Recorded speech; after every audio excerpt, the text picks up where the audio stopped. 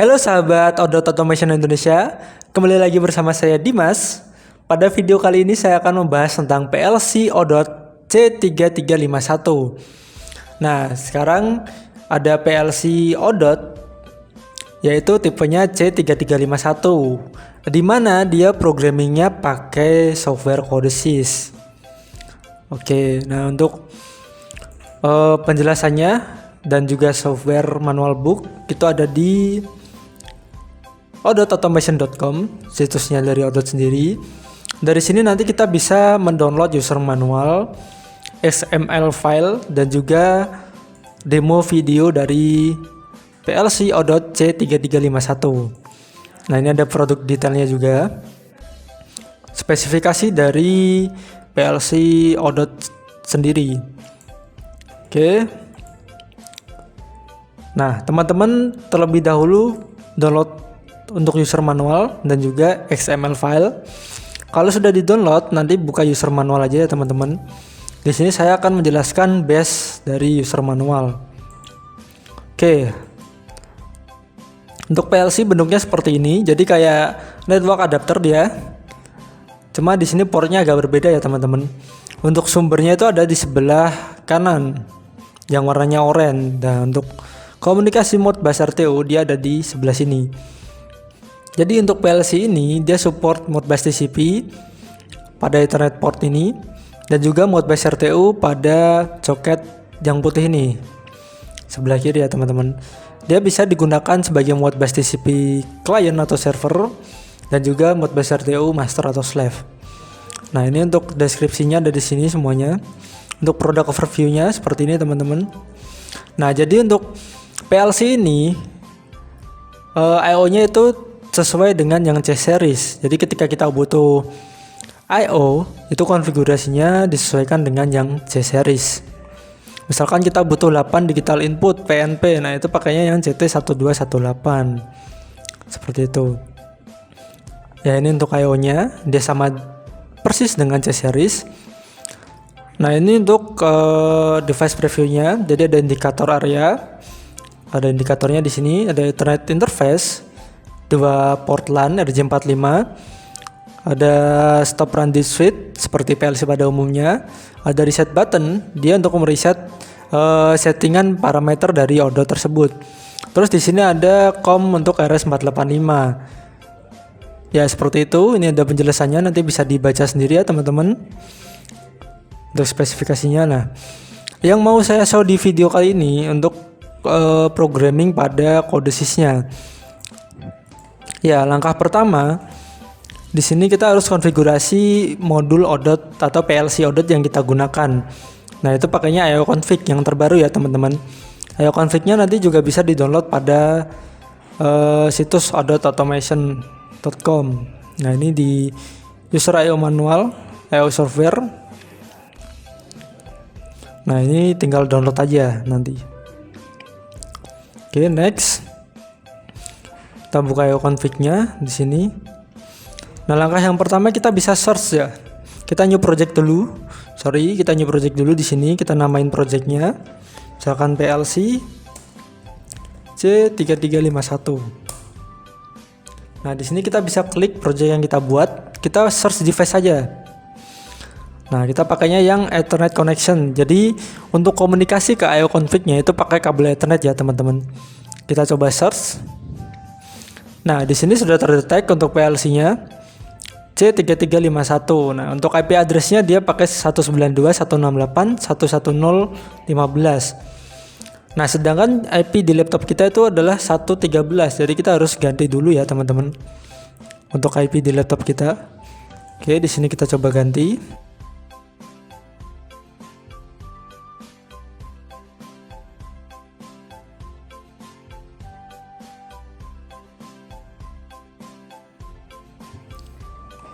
Nah, di sini kita setting aja Ethernet yang kita pakai. Kita klik properties di sini.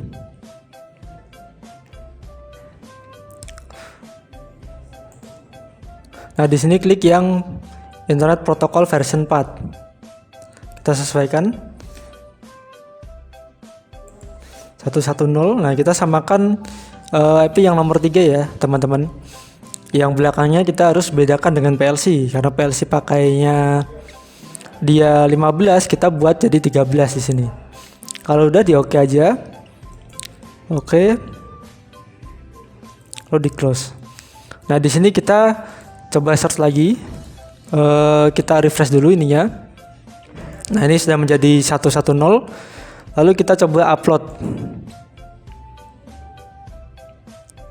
Nah, ini sudah ke-upload teman-teman. Ini adalah PLC yang saya gunakan.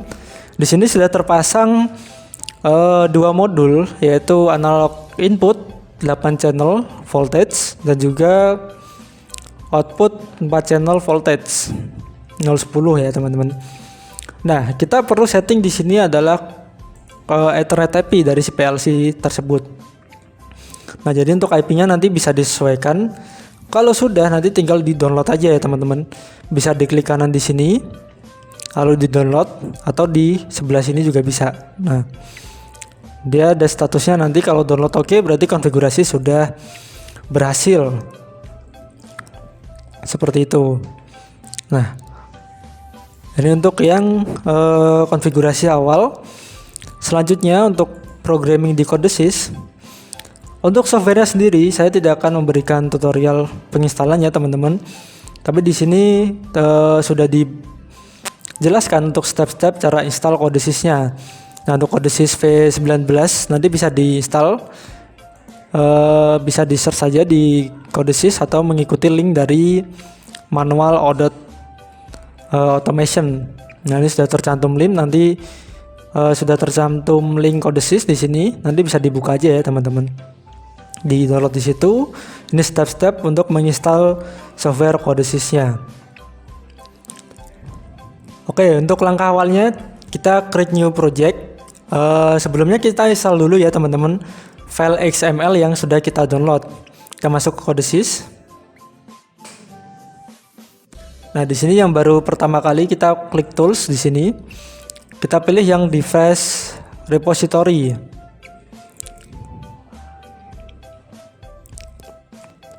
Nah, seperti ini device repository.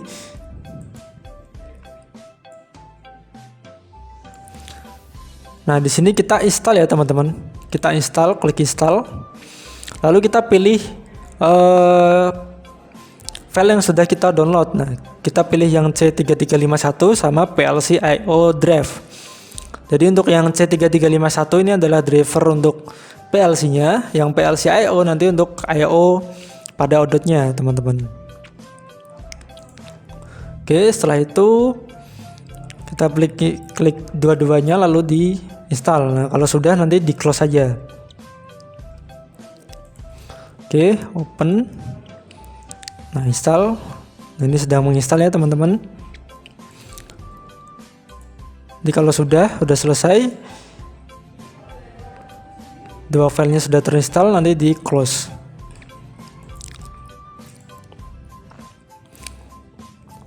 Oke, kalau sudah seperti ini kita coba create new project.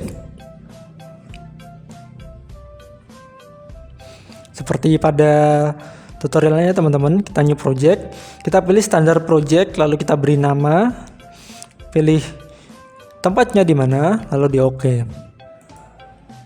Oke, di sini kita project, standar project, kita beri nama PLC C3351, lalu di OK.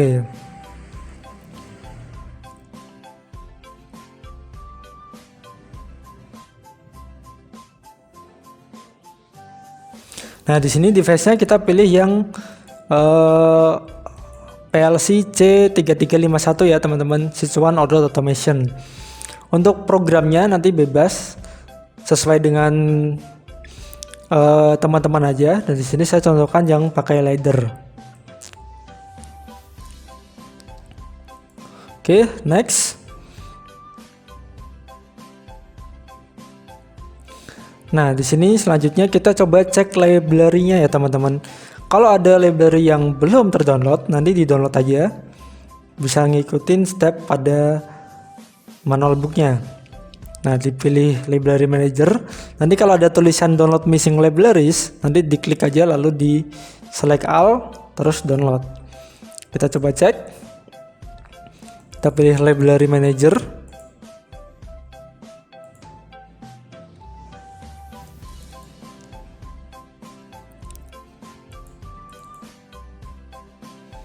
Nah, karena di sini tidak ada tulisan download missing library, jadi sudah terdownload semua teman-teman. Bagi nanti yang ada, silahkan diklik lalu di-download library dari driver atau modulnya. Seperti itu. Nah, setelah itu kita next. Oke, kita coba tambahkan I/O pada si PLC ya. Caranya di sini kita klik PLC-nya, lalu kita pilih add device. Kita klik PLC di sini.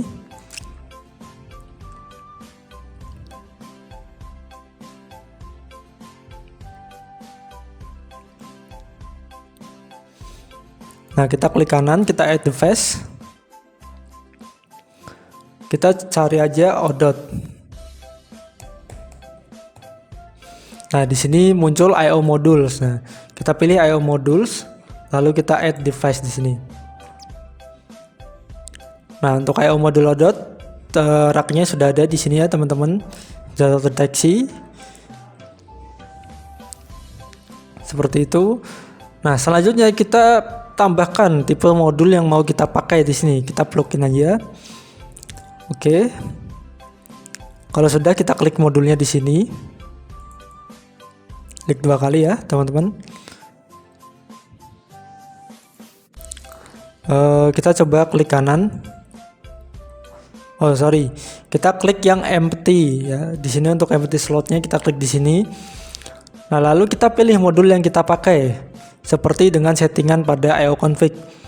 Nah, di sini saya memakai modul CT3168 sama CT4154. Oke, 3168 kita pilih di sini, plug device. Ini yang modul pertama. Lalu yang modul kedua kita klik di sini. Kita pilih yang 4154 ya, saya pakainya. Oke, 4154. Nah, kalau sudah, nanti di close saja. Selanjutnya kita coba lihat. Nah, kalau sudah seperti ini,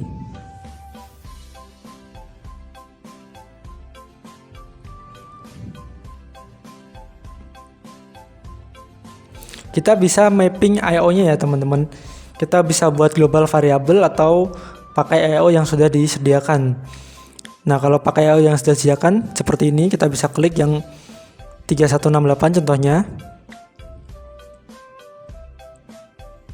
Nah, ini untuk address analog input pada modul ODOT nanti. Kita pakainya IW0 sampai IW7. Untuk analog output dia pakainya QW0 sampai QW3. Ya, seperti itu. Selanjutnya kita coba bikin namanya. Kita klik PLC-nya dulu. Sebentar, kita klik yang di sini ya, teman-teman. Application, add object. Nah, kita pilih yang global variable list. Add. Nah, di sini kita bisa tambahkan aja address yang mau kita pakai. Saya mau coba membuat trigger M0 misalkan. Oke, M0. Di sini saya definisikan sebagai boolean. Lalu kita coba data 1 ya. Nanti untuk mencoba apakah analog outputnya sudah bekerja dengan lancar atau belum. Kita pilih datanya, kita sesuaikan aja di sini. Tipe datanya integer. Oke, berarti kita definisikan sebagai integer ya di sini teman-teman. Data 1. Nah, kita nggak usah spasi aja. Oke, nah seperti ini cukup. Terus selanjutnya kita bisa cek lagi.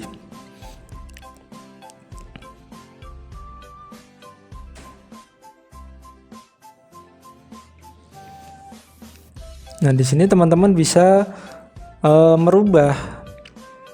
merubah address dari modul loadout ya.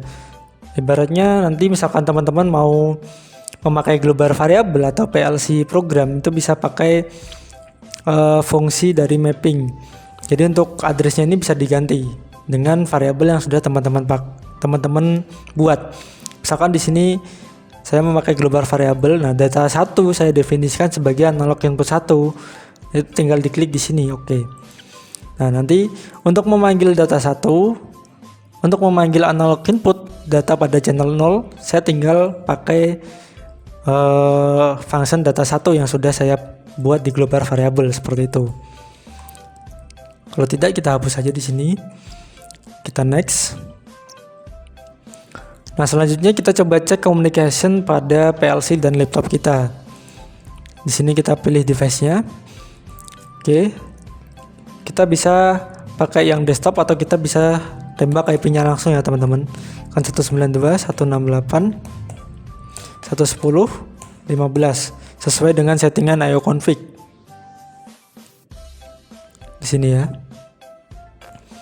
Nah, sebelum itu kita harus pastikan di sini teman-teman. Untuk PLC gateway-nya. Nah, di sini kita pastikan dia sudah start ya, teman-teman. Biasanya di sini dia stop. Kalau dalam keadaan stop, maka kita start dulu gateway-nya. Kita klik start gateway di sini. Nanti tunggu sampai tanda startnya abu-abu seperti ini. Nah, kalau sudah seperti ini berarti dia sudah running. Kita tulis saja IP-nya lalu kita enter. Oke, nah ini sudah terhubung antara laptop dengan PLC ODOT. Kalau sudah berhasil, kita next step. Nah, di sini yang perlu diperhatikan ya teman-teman, ada settingan tertentu. Untuk PLC setting always update variable ini diganti ke enable 1. Ya, di sini diganti ke enable 1. Terus di properties kita pilih yang buat aplikasinya, create implicit bot application on download dan juga remake bot application project close. Nah, ini settingannya. Kalau nanti tidak disetting, datanya tidak akan terbaca ya teman-teman. Kita setting dulu di sini. Untuk application, kita pilih yang PLC setting. Nah, di sini untuk always update-nya kita pilih yang enable 1. Kita yes. Oke. Enable 1. Terus selanjutnya untuk yang bot application, kita klik kanan, kita pilih properties. Nah, kita pilih yang bot application. Di sini kita checklist nomor 1 dan 3. Apply lalu close. Oke. Setelah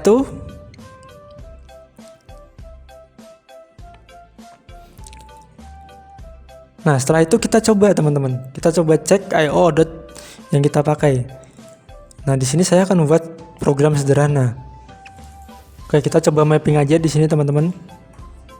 Untuk datanya, nah untuk analognya kita coba analog output CH0. Kita definisikan sebagai integer.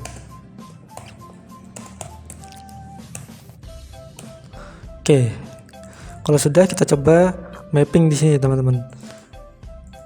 Untuk QW0-nya kita pilih kategoris. Nah, kita definisikan sebagai analog output 0. Oke, nah di program ini nanti diisi aja analog output 0. Kita compile lagi.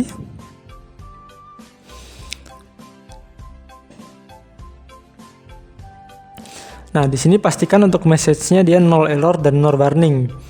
Kalau masih ada error, nanti dicek dulu errornya apa. Kalau nanti terkendala dengan library, nanti dicek sekali lagi ya untuk library manajernya. Kalau ada tulisan download missing libraries, nanti di download aja teman-teman. Kalau sudah, nanti coba compile lagi. Nah, setelah tidak ada error dan warning, nanti kita coba login teman-teman. Kita login. Kita pilih yes.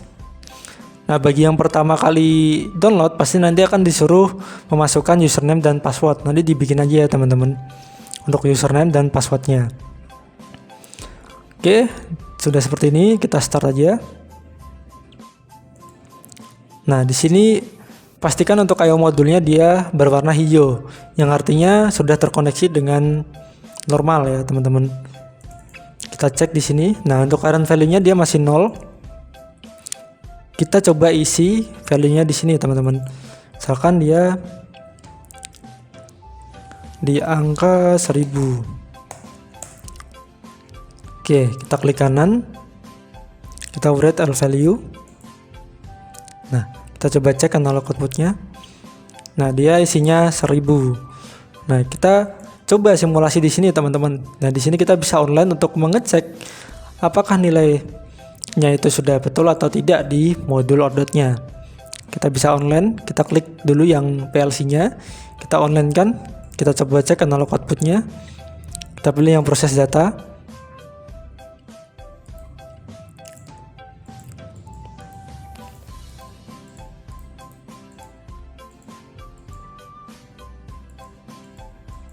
Nah, untuk value-nya dia terdeteksi sebagai 1000, teman-teman. Oke, coba kita rubah. Kita rubah menjadi 2000.